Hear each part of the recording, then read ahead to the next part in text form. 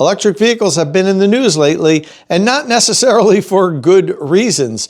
With this deep freeze that much of the country is in, some electric vehicle owners are struggling with the range reduction that you get with electric vehicles when they're very cold, and also with public charging stations. And that's an inevitable fact. EVs don't perform as well when they get very cold. But there are plenty of things you can do to offset the range loss and to mitigate the issues you have in the cold. Now, I put out a video last year on this topic, and I talked to Ford's VP of Electric Vehicle Operations, Darren Palmer, and also one of the very first Ford F-150 Lightning owners that lives in Alaska, so he knows a little bit about driving in the cold. I thought this might be a good opportunity to revisit that video and talk about the challenges electric vehicles have in the cold weather. So one of the things I did was charged my F-150 Lightning to 85%, and I sat it out in my driveway overnight, in a night where it was about 10 degrees Fahrenheit overnight. And when I got in the vehicle in the morning, the estimated range was showing that it had about 203 miles of driving range. So I drove the Lightning that day. And that night, when I came and plugged it into my charger, I also set the preconditioning feature so that the vehicle was set to as a departure time for 7 o'clock in the morning when I was planning on leaving. So the battery was fully charged, and it was also warmed, because preconditioning your battery is one of the best, say, weapons you have against the cold. And when I got in the vehicle the next morning, it was now showing it had 261 miles of driving range. That's almost 30% more than what it was showing the day before at the same 85% state of charge. Now, I might not be able to achieve that 261 miles because as I'm driving, the battery is going to be cooling down. But still, it just demonstrates that you can have significantly more driving range if you can precondition your vehicle for departure. Not everybody can. Some people, if you live in an apartment or a multifamily dwelling where you can't plug in at night and charge overnight, you don't have that option. But if you do live in a single family residence like I do, or if you have level 2 charging where you park your vehicle overnight, I always tell everybody, please set your preconditioning when it's cold out, have your battery in your cabin nice and warm for departure, and you're going to go a lot further. And you know what? Your winter EV life is going to be a lot better. So with this video that I did last year, in addition to those 2 interviews that I did with Darren Palmer and the Lightning owner in Alaska, I also posted Ford's tips for extending your electric vehicle driving range in the winter months.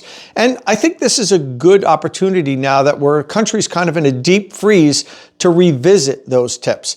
And this isn't just specific to Ford vehicles. I mean, the video talks about Ford vehicles, but honestly, vehicles of all make really can benefit from these same tips. Now, we go over how you set preconditioning for departure for Ford vehicles. It's going to be a little bit different for your other vehicles, but the features are there for most electric vehicles, allow you to precondition for departure.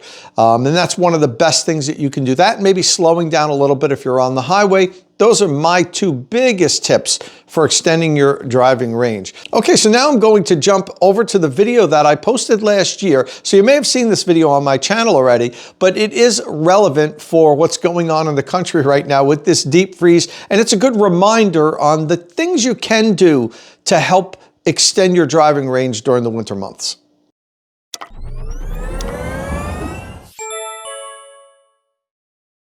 Now that winter has arrived and it's about 15 degrees Fahrenheit out here in northern New Jersey, my F-150 Lightning is totally useless. It won't even go 50 miles on a full charge.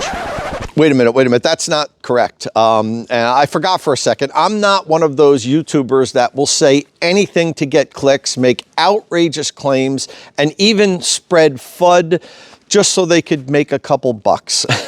What we do here at State of Charge is I try my best to offer honest content that helps people learn about electric vehicles. Now, I've been driving electric vehicles for 13 years now. I've gone through 13 winters here on the Northeast, driving my EVs through New York, New Jersey, Connecticut, Massachusetts, Maine, Vermont. And you know what? I've never been stranded. I've never needed to be towed. I've never run out of charge on the side of the highway and have a snow plow push me into a tree like some of the things you hear out there.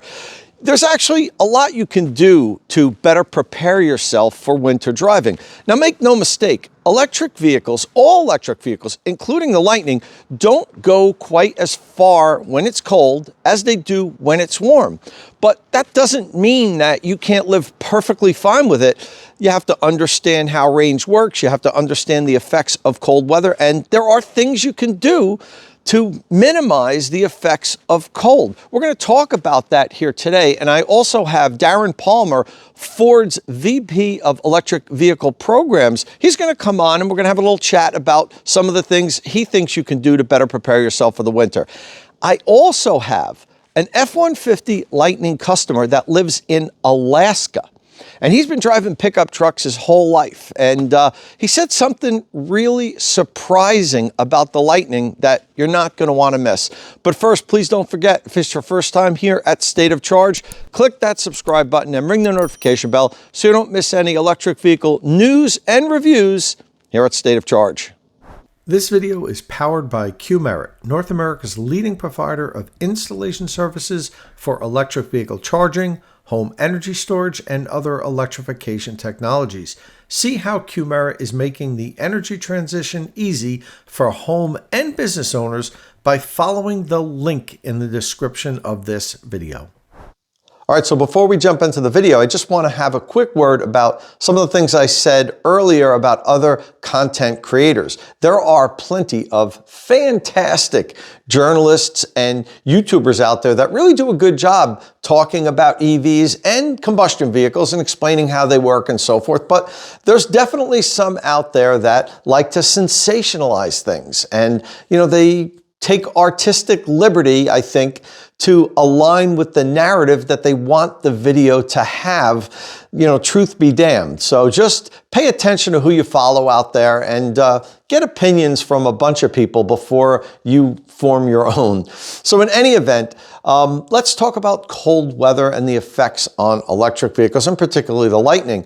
So yeah, cold weather does hurt the range of electric vehicles. I mean, the battery, it can't use the energy as efficiently as it does when it's warmer. And then you have the heater use. Electric vehicles don't get waste heat from their engine. That's how combustion engines heat the cabin, and that's why you have to wait a while for the car to warm up before you get heat. With electric vehicles, as soon as you hop in it, you turn the heat on, heat starts blowing out. Most people will use their app and turn on the heat before they even get in the vehicle, but that uses even more energy. But that's the difference. So it uses energy just to heat the cabin and the battery. And in the winter, the air is more dense. So there's more wind resistance when you're driving down the highway, particularly at highway speeds. You're driving on snow, ice, slush, road salt, sand, whatever they put on the roads to help people get better traction. That increases rolling resistance. So all of this conspires to make your vehicle less efficient. I mean, it happens with combustion vehicles too. They're less efficient when it's cold also, but you don't notice it as much because they typically have longer ranges. And when you're out on the road, they can refuel faster. So it's not as big of a problem. But as I said earlier, even though EVs have less range, if you prepare properly, you can really overcome it. Now, it's not going to be for everyone. And I always say use the right tool for the right job. Electric vehicles really have only been around for about a decade now. And they're getting better every year. They go further, they charge faster, but they're still not for everyone. You might be somebody that, for your specific use case, a combustion vehicle is better. If you need to tow 7,000 or 8,000 pounds many hundreds of miles frequently, you know what? As big of an EV supporter as I am, the Lightning might not be the best truck for you. You might want to get a diesel or gasoline F-150 or a pickup truck from another brand. So, there's still things that EVs have to catch up with. But to be honest with you, they do most things extremely well. And if you prepare properly, you'll be just fine through the winter months. So what I want to do first is Ford recently put out their tips. They offered 8 tips for Lightning owners on how to prepare for winter. So let's take a look at Ford's recommendations first. Number 1 on Ford's list is an easy one. Park your Ford F-150 Lightning in a garage whenever possible. Pretty simple and easy to understand advice. In most cases, garages are a little bit warmer. I know my garage here is attached to my house. It's usually 20 to 30 degrees warmer than it is outside. And that means the battery's a little bit warmer to start off with, and you're ahead of the game rather than cold soaking it overnight outside. Now, a lot of people can't do that. That's why they added whenever possible. Okay, number 2, keep your F-150 Lightning plugged in when parked. Another pretty simple one. Well, why would you want to do that? Well, it's going to keep charging. It's going to make sure the vehicle is always fully charged and ready when you need it. Number 3, if planning a longer commute, precondition your vehicle using departure times to warm the battery while plugged in by using the Ford Pass app or your truck's center screen. Preconditioning is really important, and it's great with EVs. What that does is, while the vehicle is plugged in, it will warm up your battery and the cabin depending on when your departure time is set. So let's say you have it set for 8 o'clock in the morning. What's going to happen is maybe 7 o'clock or 7:30 at some point shortly before you leave, the vehicle is going to wake itself up and it's going to warm the cabin and the battery while it's plugged in. That way it'll be using the energy from your electric service, not the battery. And what that means is you'll leave warmed up with 100% charge. Now, number 4, if equipped, use the heated seats and steering wheel as primary heat to reduce energy consumed by HVAC. Now, this is one of the things that one of the other YouTubers that I was referring to earlier kind of mocked Ford about. And he said that, well, Ford's telling their customers they can't use the heat. This is crazy. It's the winter. That's not what they're saying here. They're saying using it as primary heat. What I do with my EVs, and it works so well, is yes, I have the heated seats on and this heated steering wheel, and they really do a great job warming your body up. But I also have the cabin heat on. The thing is, you don't need to have the cabin heat on as high and blowing as strongly if your seat's warm and your steering wheel's warm. So they're there just to complement the cabin heat, not replace it. You don't have to shut off your cabin heat. You just maybe turn it down a little bit more, and it saves a little bit of energy, adds back a couple of those miles you lost to the cold temperatures. Okay, number 5, when charging, turn off the heater if possible, or lower the temperature enough to remain comfortable. And then they say here, especially when using DC fast charge. I really think that that's almost exclusively when using DC fast charge. And the reason, what they're saying is, while your vehicle is charging, if you're sitting in it and waiting, which doesn't happen all that often unless you're on a road trip, some of the energy that you're getting from the charging station is going to be used by the heater if you're in the truck heating it up. So the truck's going to take a little bit longer to charge because you're taking some of that energy.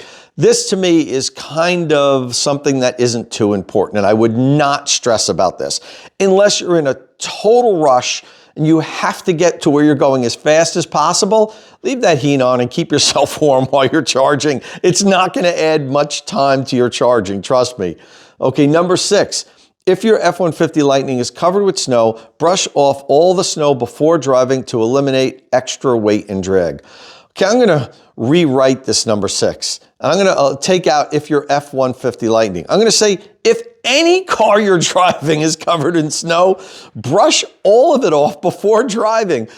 In many states, it's illegal to drive if you've got snow packed on your roof or your windshield or whatever. I mean, you can't even see if you don't remove it from the front of your vehicle. It's a safety hazard. It can blow off if you're on the highway. If it's ice, it could break the windshield of the vehicle behind you.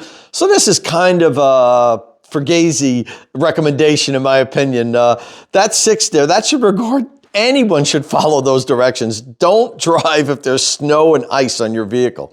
Okay, number 7, keep driving speeds moderate in cold temperature as high speeds use more energy. This is a big one, especially in cold weather. I mentioned earlier, the air is more dense, so there's more resistance. And, speed always reduces range. If you're driving on the highway, if you just slow down an extra 5 or 10 miles an hour, you'd be amazed at how much further you can go. Now, you want to maintain a safe highway speed, but if you're not in a rush to where you're going, knock it down 5 or 10 miles an hour, and you'll see your range increase dramatically. And as I said, it gets even worse when it's cold.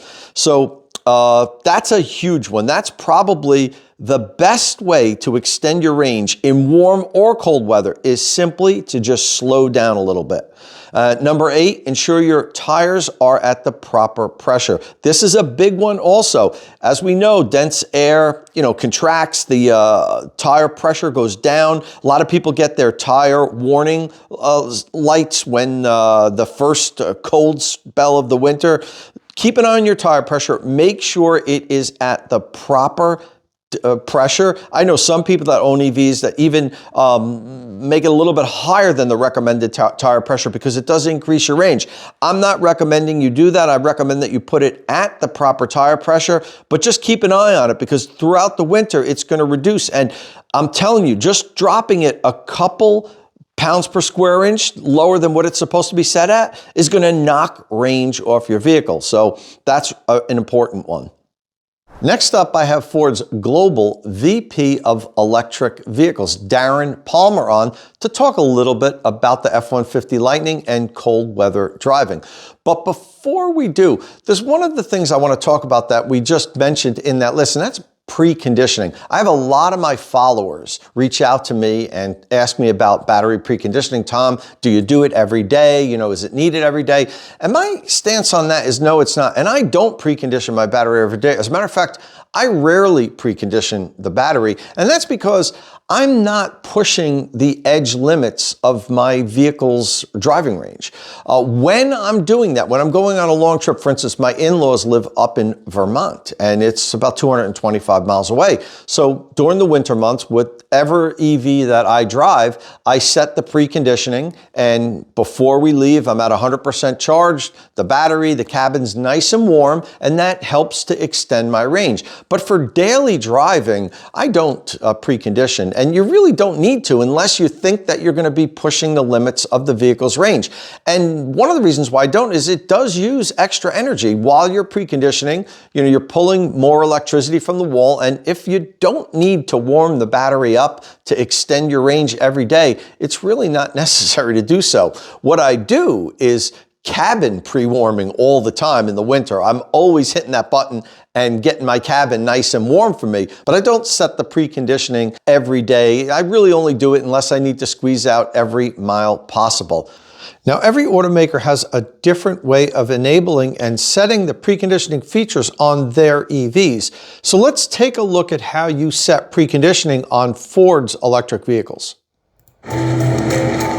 For much of America, it is cold and getting colder. And no matter what type of electric vehicle you drive, cold temperatures can limit battery power. And power is exactly what you need in order to keep your cabin cozy and your windows defrosted in the winter months. Preconditioning your Ford EV preheats your high voltage battery to an optimal temperature, using the charger for power and saving your battery power for where you need it most on the road, maximizing your overall range. The first step to preconditioning your vehicle is setting the departure time. This can be done either using the Ford Pass app or the sync screen in your vehicle. If you're already in the driver's seat, select the home button on the sync screen. Then select charging. Next, press the departure and comfort button. Now go ahead and adjust the days of the week, the time, as well as the ideal cabin temperature to your schedule and your preferences. Finally, remember to save your settings. You can also do this with the Ford Pass app. Just open the app, find the Vehicle tab at the bottom of the screen, and tap on Departure Time. Then select Add Departure, and from there, you can adjust the time, days of the week, and cabin temperature to your schedule and preferences. Now it's time to set your preferred charge level, which tells your vehicle how much you'd like to charge when it's plugged in. To set your charge level using the Ford Pass app, open it up and go back to the Vehicle tab located at the bottom of the screen. Then choose Charging, followed by selecting the Charge Settings drop-down, and then choose Preferred Charge Times. Select the location you want to manage, and then using the sliding bar, adjust the charge level. If you so choose, you can also change your charge times from the screen as well. And once again, don't forget to save your settings. Once your charge times are set, go ahead and plug in your vehicle. Now, with your Ford Pass app, you'll get an alert letting you know when your vehicle has reached its preset temperature, allowing you to drive off comfortably and without having used any unnecessary battery power.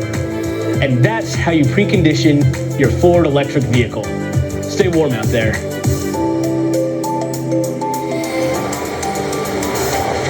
All right, so now let's check in with Darren Palmer and see what he has to say. Okay, so I'm here today with Darren Palmer, Ford's VP of Global Electric Vehicle Programs. We're going to talk F-150 Lightning in the winter, driving it in cold weather. And so Darren, thanks for coming on. I appreciate it. This isn't your first time here on State of Charge. Thanks for being a repeat guest. Great to see you all again. You know, I follow everything you do, so it's a privilege to be here. Thank you. Well, thanks. Okay, so let's talk a little bit about F-150 Lightning in cold weather. And I know Ford recently put out their cold weather driving tips for Lightning owners. So I thought it would be a good time to maybe reach out to you and get some of your thoughts on this subject. One of the things I'm interested in is obviously when electric vehicles driving in cold weather, they need different engineering dynamics than ICE vehicles do. Could you talk a little bit maybe about what are the challenges on engineering an EV to survive cold winters? Absolutely. Now, F-150 is a very versatile product made for customers all over the country.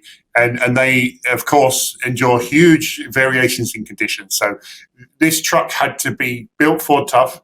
And the number one, the just given, was that it had to be ready for absolutely anything. So it's been tested with the most extreme that you can imagine, both real physically and also in our labs. So way down to 40 degrees and in snow and ice and packed snow and rock and ravines and rivers and everything. So we put it through our entire F-150 suite, whether or not we think it matters for EVs. We just did it anyway, just like we did with towing. We did it on every possible, whether or not we think that would be an extreme for an electric or a gas. And it turns out during that testing, and we mentioned this when we were talking about towing and high-speed towing and then towing in traffic as well, there are some conditions that are not that challenging for EV, for gas, but are very challenging for EVs, just because of the cooling and how things work. So we just put it through the whole test anyway, because then we may find things that we didn't expect. So part of this is, can it do it? And of course, you use durability testing to make sure it can do it. So it can do it. The other part is, what does it do to your range and everyday usability for customers? These things are really, really important. And some of this is just education of customers on how EVs work. And I know you guys are really at the forefront of that. That's a huge subject. And we knew coming into winter, that's when we get lots of questions from customers. Some of them have bought these products and have just used them exactly like gas and haven't moved over, haven't learned about it. And all of a sudden they get a surprise.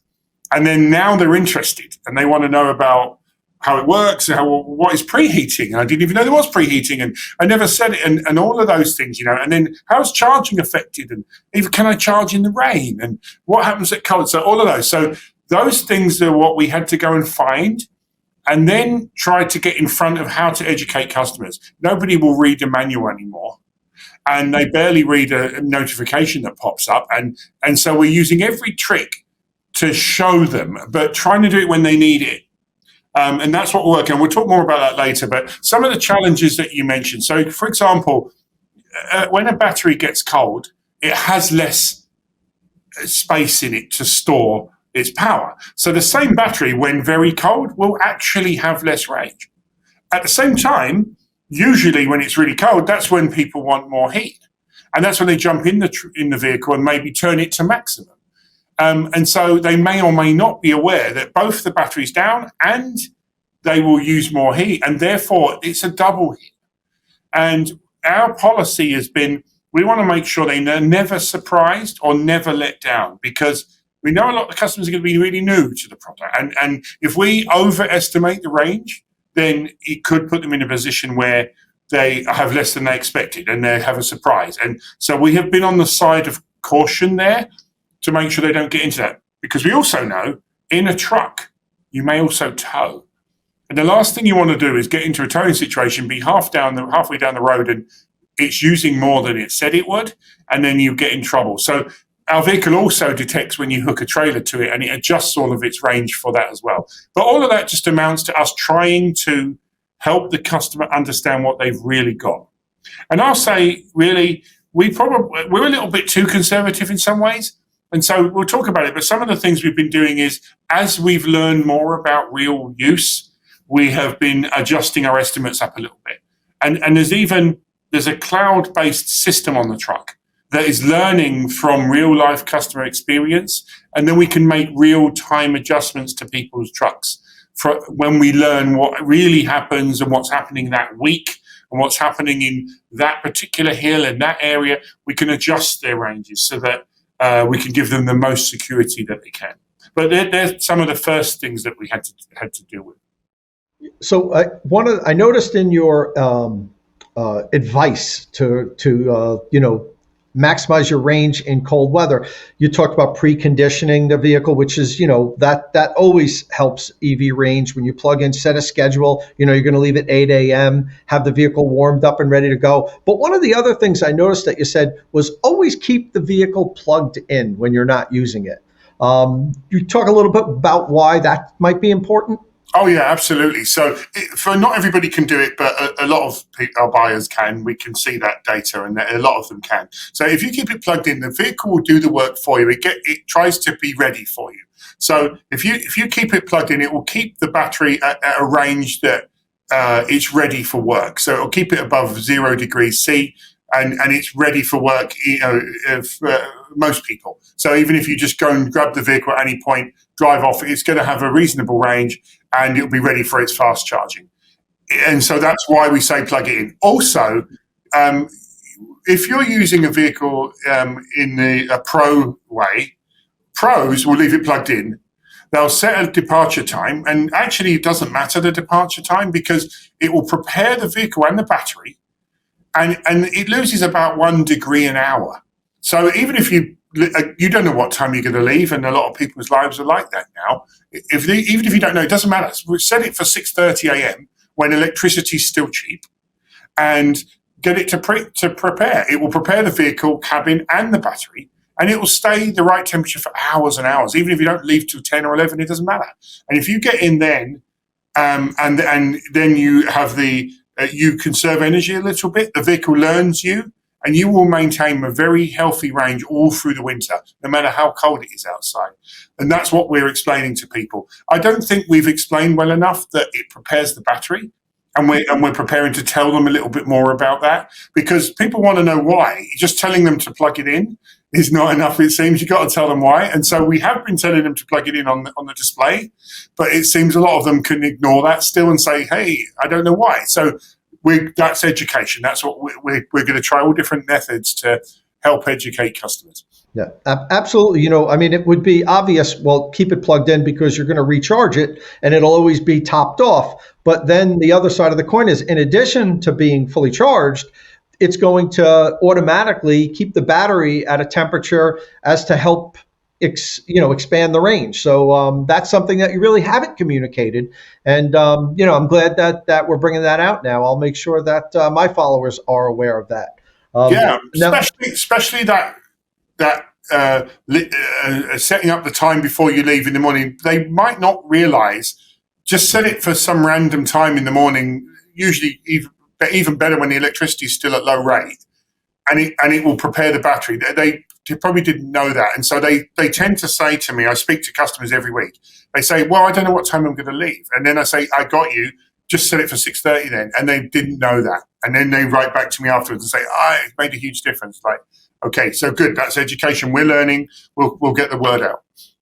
And another thing about education, I find it interesting. I've been driving EVs for a long time, and most EVs don't even give you any information on where your energy went to. But some of them do. They'll break it up and they'll say, 88% went to propulsion and 12% went to, auxiliary use. But the Lightning, and I believe the Mach-e also, actually breaks it up even more. They split up the climate use, the energy used for climate use, and then there's a separate line for exterior temperature. which the way I took this is that you're trying to help educate people that look, here's your battery. This chunk of it went to drive propulsion. This was for your heater and your radio and all that stuff. And then over here, this is the energy that you lost because it was too cold or too hot, and so the battery wasn't operating at its maximum capacity. Is that the reason why you did that? Oh yeah. So we knew early on people are going to say, "Where's all my power gone?" And why? And it's not super simple. So we added that feature, and it's under energy usage on the app drawer. And then I'm obsessed with it. I gamify it every day. So my best. I talk to customers about it every time I call them. And some of them haven't seen it or don't use it. And so, for example, if I preheat the car and then I get in, it's toasty warm. I set the temperature 3 degrees lower than like 68 F. I drive off and it's already warm. The car actually automatically closes the recirc vent to stop cold air coming in. It's called with smart heating, I think we call it. And then it will maintain. And by the time I got to work, I didn't change the temperature. And I looked at that bar and I used about 4% on heat. And on the right, because I preheated and because the battery is warm, I have hardly any effect for cold weather, because a lot of that cold weather effect is the battery temperature. And because mine's optimum, I hardly get any on the right, I hardly get any on the left, and I'll achieve probably very, very close to the 300 miles EPA of the vehicle, even on a cold day.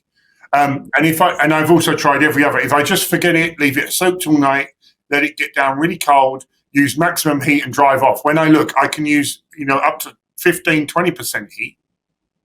And I'll also see on the right-hand side the cold temperature coming in because the battery's cold. And you'll see how that has reduced, on a given ride, how much of it have you used up because you heated too much and because of the cold battery. That's what it's for. And I can't give too much away, I'll get in trouble, but people love that function. So we're going to expand it further and give you even more information soon. They're very good. I'm a big proponent of giving people more information.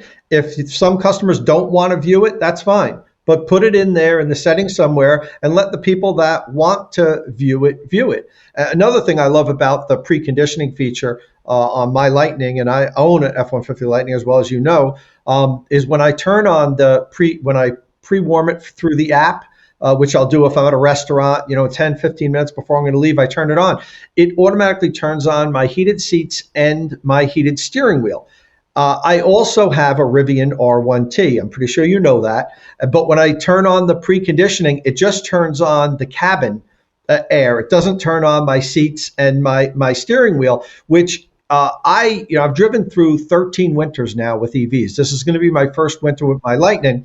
But so I'm a pro at this cold weather driving stuff. I'm a big fan of using the heated seats and the heated steering wheels over the cabin heat because they don't use that much energy.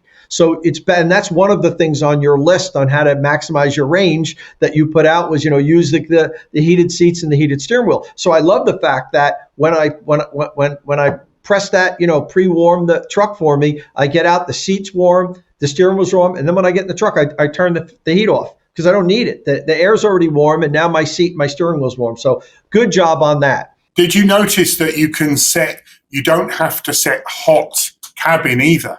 You can set the cabin less when you do the preheat as well. So that if you, for example, in your case, you say, I want to heat the cabin even less, just get it off of cold.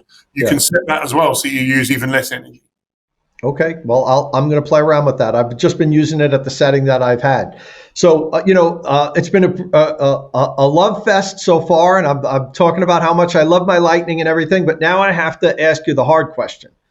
Why didn't Ford include a heat pump in the Lightning? Because the heat pump systems tend to make EVs more efficient in the winter and extend their range. So please tell us why that wasn't included.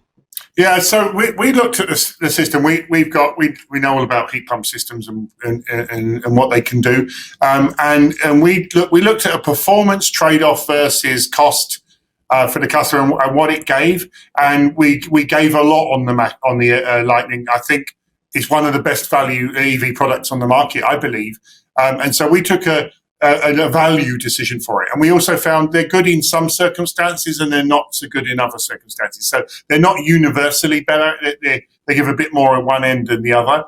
There's also other technology.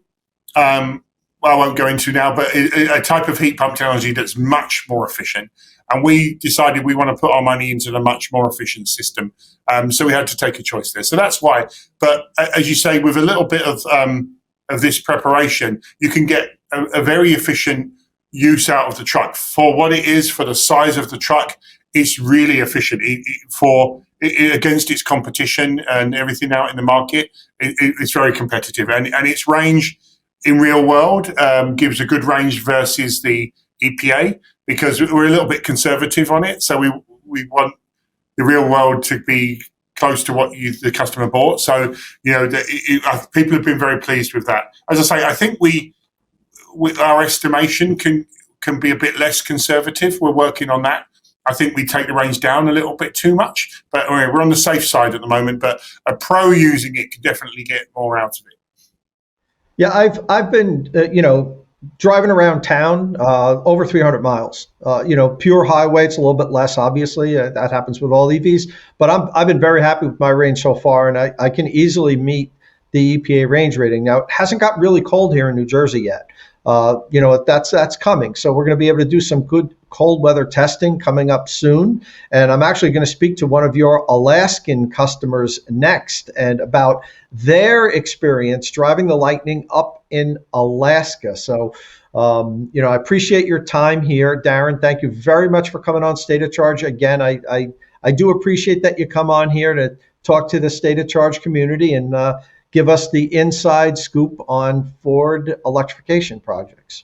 Thank you. And we're listening every day. I have always on teams, they're called now, on the Lightning and on the mach-e and soon to be the e-transit. And we're listening and watching every day what's happening and helping customers. If we see people with problems, we try to treat them like family. We can't be perfect, but we can try and treat them perfectly. So that's what we're trying to do.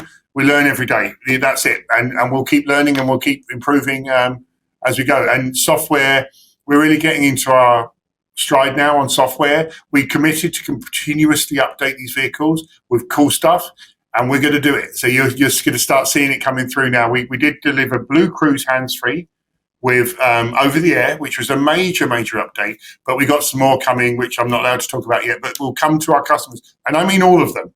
Everybody who bought a mach-e and Lightning from the start, they're all going to get it. So I'm really pleased about that, and great to see you again.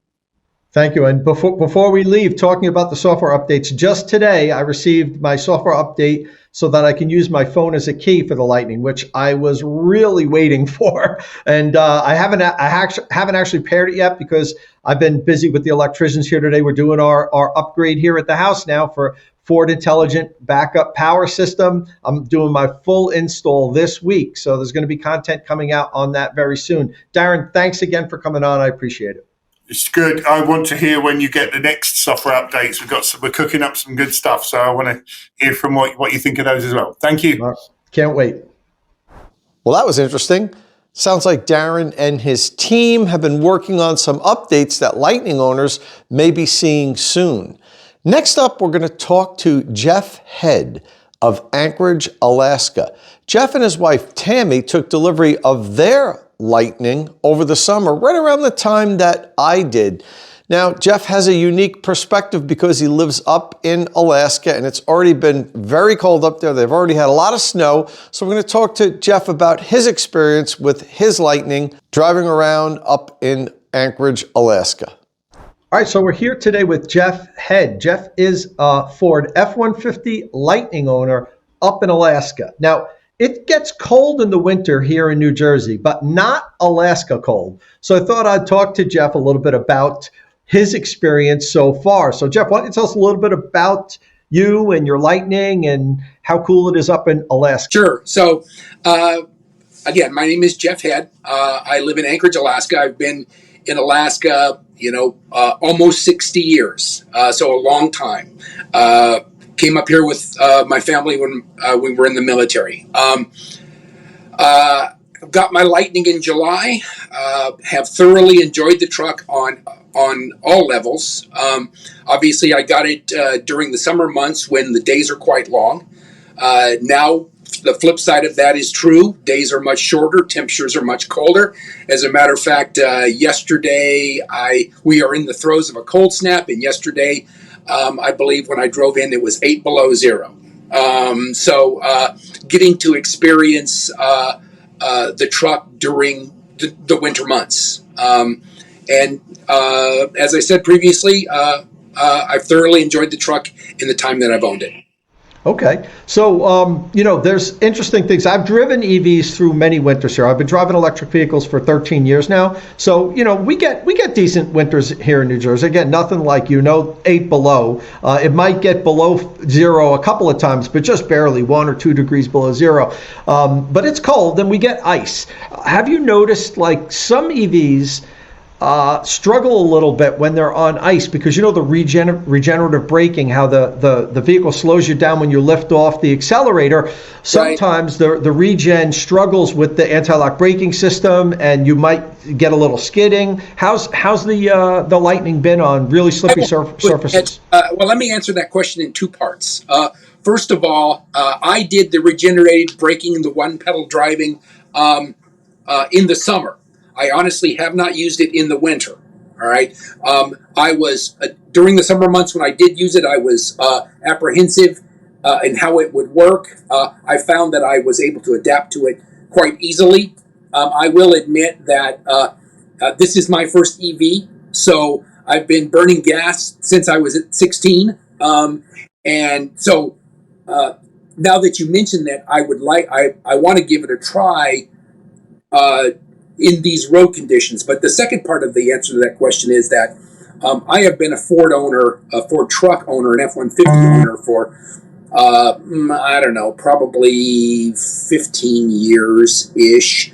The truck I had prior to this was a 2015 F-150 Platinum. I actually still have that truck, but I find that my F-150 Lightning is a substantially more sure-footed vehicle in inclement road conditions. It gets around well in the ice and snow, much more so than my previous F-150 Platinum does. And I don't know what to attribute that to. I know that the truck is, on balance, is heavier. I'm not sure if that helps. But I will tell you that the all-wheel drive system that the Lightning has is superior to the auto all-wheel drive system that is on my gas-powered F-150 substantially. So I feel much more comfortable driving on slippery roads and in snow in the new F-150 Lightning. Interesting. And are you running with the stock tires, the all-season tires, or did you put specific? I put an all-season. I put a BlizzX. I would imagine you're familiar with that brand. Yeah, it's a Bridgestone. Bridgestone BlizzX. It's a winter non-studded winter tire. And again, I have not had, and other than glare ice, my experience with those as a tire choice has been they've worked well, and so I'm experiencing the same thing with this.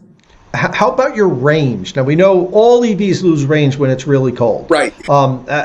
Would you be able to ballpark how much range you think you're getting less?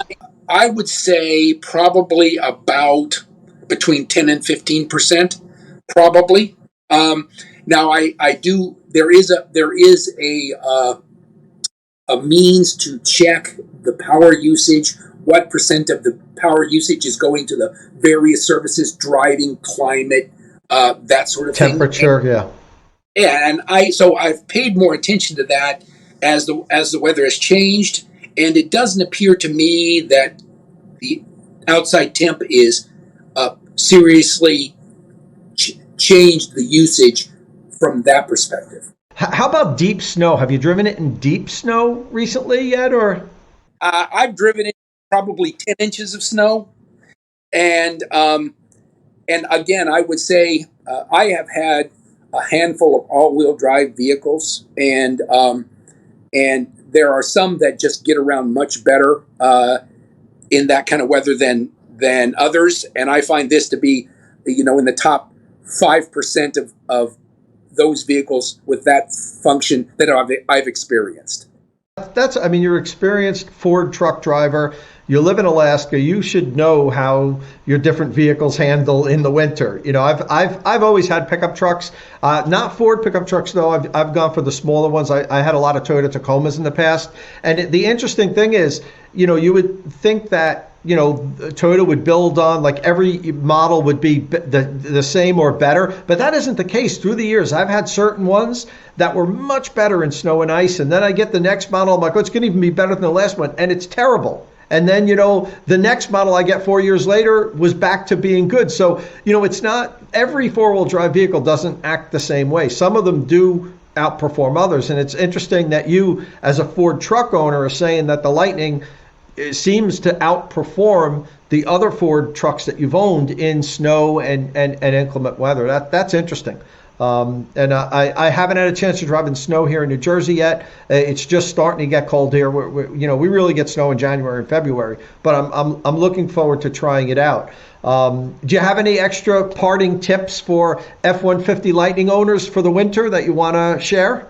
Well, for those people that have been reluctant, I would say, and I'll fall into that category, reluctant to adopt the EV because of apprehension around the amount of distance that they can get. I think those are misplaced worries. And as the infrastructure that supports EVs is more robust, I think they, as an option, will just be much more, you know, widely adopted. And I think I'm glad to be in front of that wave as opposed to in the middle of it. So I would say, don't be afraid.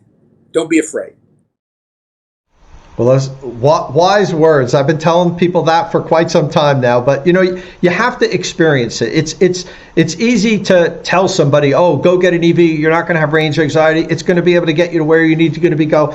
But you know, everybody has to do it when they're ready. You know, and but it's good when you have a friend or somebody you know, like, you know, that you trust, because people, you know, they're not trusting the commercials. Ford saying, oh, drive our F-150 Lightning, it's great. You know what they trust? They trust you. They trust me. People that are owners that say, hey, look, you know, we're just everyday people here. We've got these electric pickup trucks and they're awesome. And you should consider it. So listen, thank you very much for coming on. I appreciate this. I'm sure the F-150 Lightning community is going to be very happy to hear your words and talking about how well the truck performs in the winter.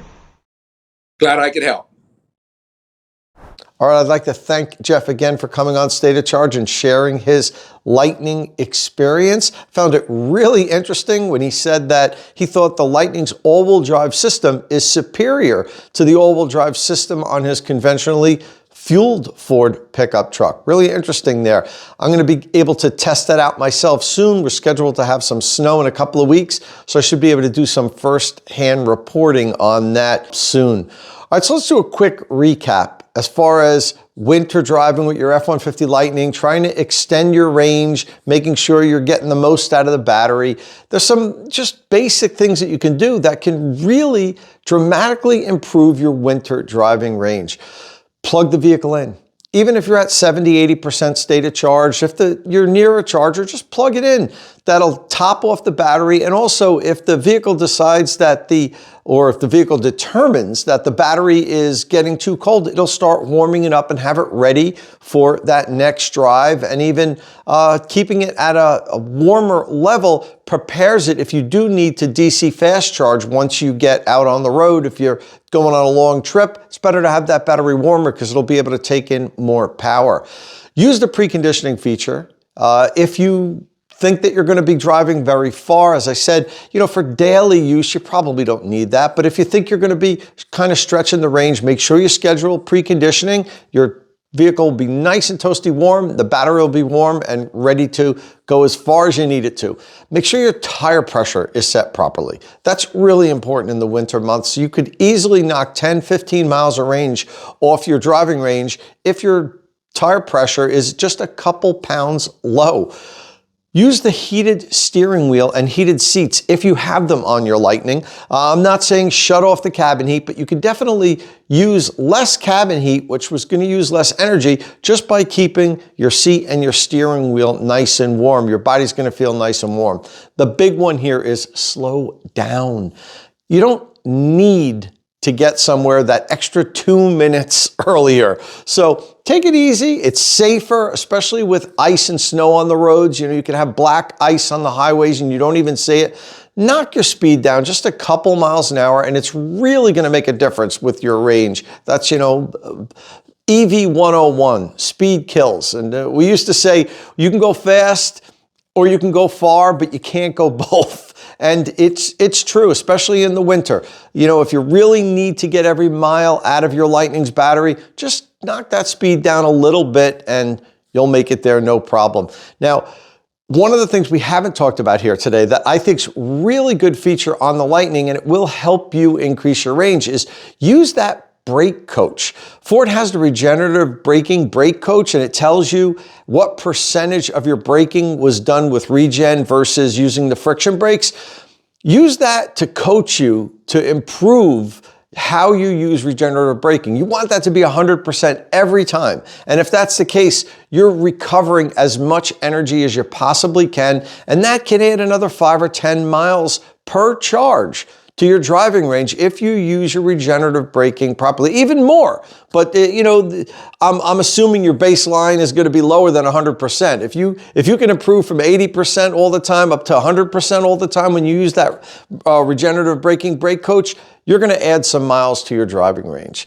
Well, that's all we have here today. I hope you enjoyed the video. I hope you found it informative. If this is your first time here at State of Charge, please click that subscribe button and ring the notification bell so you don't miss any upcoming EV news and reviews. And as always, thanks for watching.